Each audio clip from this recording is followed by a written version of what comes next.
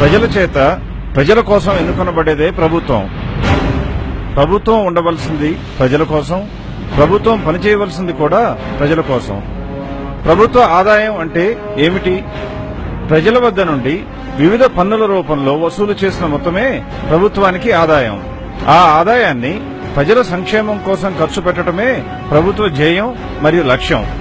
ప్రభుత్వ ఆదాయం ఏ రూపాల్లో వస్తుందో, అది ఎంతవరకు ప్రజలకు చేరుతుందో అనే విషయాలను తెలుసుకోవటానికి మీరు టీ తాగేంత సమయం కేటాయిస్తే చాలు.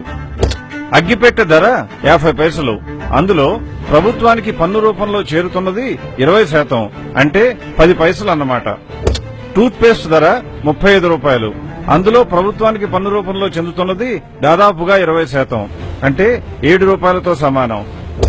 అందరం వాడే సబ్బు విషయానికి వచ్చినట్లయితే దీని ధర 10 రూపాయలు. ఇందులో పన్ను శాతం 20%గా ఉంటుంది, అంటే 2 రూపాయలు ప్రభుత్వానికి పన్ను రూపంలో చేరుతుందన్నమాట. వంట నూనె విషయానికి వచ్చినట్లయితే లీటరు ధర 60 రూపాయలుగా ఉంది. అందులో పన్ను రూపంలో ప్రభుత్వానికి చేరుతున్నది 20%, అనగా దాదాపు 12 రూపాయలు. ఆదివారం ఆహ్లాదంగా గడపటానికి బయటకు వెళ్తే మీ మీద విధించేటువంటి వినోద పన్ను దాదాపుగా 70%, అంటే 100 రూపాయలు సినిమా టికెట్కు ఖర్చు చేసినట్లయితే అందులో దాదాపుగా 70 రూపాయలు ప్రభుత్వానికి పన్ను రూపంలో చేరుతుంది. మనం ఉదయం నిద్రలేచిన దగ్గర నుండి రాత్రి నిద్రపోయే వరకు వాడే ప్రతి వస్తువుపై పన్ను, చేసే ప్రతి పనిపై పన్ను, చివరకు మీరు వాడే సహజ వనరులపై కూడా పన్ను విధిస్తూ ఉంటుంది ప్రభుత్వం. ఇన్ని రూపాల్లో ప్రభుత్వం వసూలు చేస్తున్నటువంటి పన్నుల మొత్తం సంవత్సరానికి దాదాపుగా 50 లక్షల కోట్ల రూపాయలు. ఈ మొత్తం ప్రజలకే చెందినటువంటి ప్రజాధనం. సరైన ప్రజాస్వామ్యంలో ఈ మొత్తాన్ని ప్రజలపైన, ప్రజల కొరకు ప్రభుత్వం ఖర్చు చేయవలసి ఉంటుంది. కానీ ప్రభుత్వం లెక్కల ప్రకారం ప్రస్తుతం పెట్టే ఖర్చు వివరాలు ఒక్కసారి తెలుసుకున్నట్లయితే ప్రభుత్వానికి ఏర్పడుతున్న ఆదాయం 50 లక్షల కోట్ల రూపాయలు.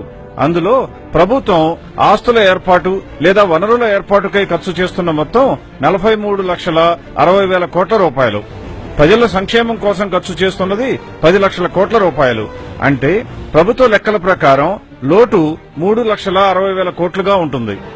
ప్రభుత్వం నష్టాలను భరించి కూడా లోటు బడ్జెట్ తో ప్రజల సంక్షేమం కొరకు ఎంతో పాటుపడుతున్నట్లుగా చెప్తూ ఉంది.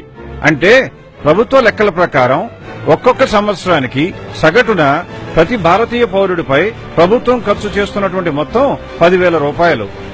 5 సభ్యులున్నటువంటి ఒక కుటుంబంపై ప్రభుత్వం ఖర్చు చేసే మొత్తం సంవత్సరానికి దాదాపుగా 50,000 రూపాయలు. 5 సంవత్సరాల కాలంలో ఒక కుటుంబంపై ప్రభుత్వం ఖర్చు చేస్తున్నట్టుగా చూపిస్తున్న మొత్తం 2,50,000 రూపాయలు. అంటే ప్రతి కుటుంబంపై సగటున నెలకు ఖర్చు చేస్తున్న మొత్తం 4,000 రూపాయలన్నమాట. ఇదే నిజమైతే తాగే నీటికి కొదవ ఉండదు. పౌష్టికాహారం అందరికీ చేరుతుంది. అందుబాటులో అందరికీ మెరుగైన ఉచిత విద్య, అధునాతన సౌకర్యాలున్న హాస్పిటల్స్ లో ఆరోగ్య పరీక్షలు, నిరంతర విద్యుత్ సౌకర్యం, శుభ్రమైన రోడ్లు, మెరుగైన డ్రైనేజ్ వ్యవస్థ. వాస్తవ పరిస్థితి ఇలాగే ఉందా? నీళ్లు రాని కుళాయిలు, పౌష్టికాహారం లేక ఇబ్బంది పడుతున్న ప్రజలు, చాలీ చాలని బట్టలతో అరాకొరా స్కూళ్లకు వెళ్తున్న పిల్లలు, రవాణా సౌకర్యం లేక అల్లాడుతున్న ప్రజలు, అస్తవ్యస్తమైన డ్రైనేజ్ వ్యవస్థ. ఎందుకు ఇలా జరుగుతోంది? దీనికి కారణం ఎవరు? సుమారు సంవత్సరానికి 10 లక్షల కోట్ల చొప్పున 5 సంవత్సరాలకు ఖర్చు అయ్యే 50 లక్షల కోట్లతో ప్రతి కుటుంబం ఎంతో మెరుగైన జీవితం గడపాలి. కానీ జరుగుతున్నది దీనికి భిన్నంగా ఉంది. దీనికి కారణం ఇన్ని లక్షల కోట్ల డబ్బు ఎక్కడికి పోతోంది?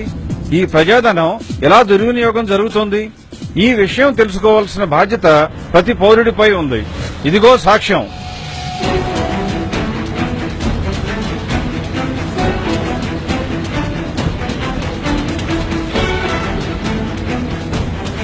స్విస్ బ్యాంకులో భారతీయ నాయకులు, వాళ్ల అనుచరులు దోచుకుని దాచిన సొమ్ము సుమారు 75 లక్షల కోట్ల రూపాయలు. ఒక్క స్విస్ బ్యాంకులోనే ఇంత సొమ్ము ఉంటే మిగతా 20 పైచిలుకు దేశాల్లో దాచిన సొమ్ము ఎంత ఉంటుందో ఎవరైనా ఊహించవచ్చు. పాలించేవారు మారుతున్నా ఈ ప్రజల సొమ్ము ప్రజలకు అందుబాటులోకి రాకపోవటానికి కారణం ఎవరు? పాలకులు, వాళ్ల అనుచరులు అని ప్రత్యేకంగా చెప్పవలసిన అవసరం లేదు. మన ప్రస్తుత నాయకత్వం దోచుకుని విదేశాలలో దాచిన నల్లధనంపై సంవత్సరానికి సంపాదిస్తున్న వడ్డీ భారతీయులందరిపై ప్రభుత్వం ఖర్చుగా చూపిస్తున్న మొత్తం కన్నా ఎంతో ఎక్కువ. భారతదేశం బేదదేశం కావటానికి కారణం ఈ నాయకత్వం. ఇకనైనా మేల్కొనండి. ఒక్క నోటు కోసం ఆశపడి మీకు చెందవలసిన 2,50,000 రూపాయల సంక్షేమ నిధిని అవినీతి పరులకు ధారాదత్తం చేయటం ఎంతవరకు సమంజసం? రండి, కదలి రండి, కళ్లు తెరవండి. ఈ అవినీతి రాజకీయాలకు పాతరేద్దాం, కొత్త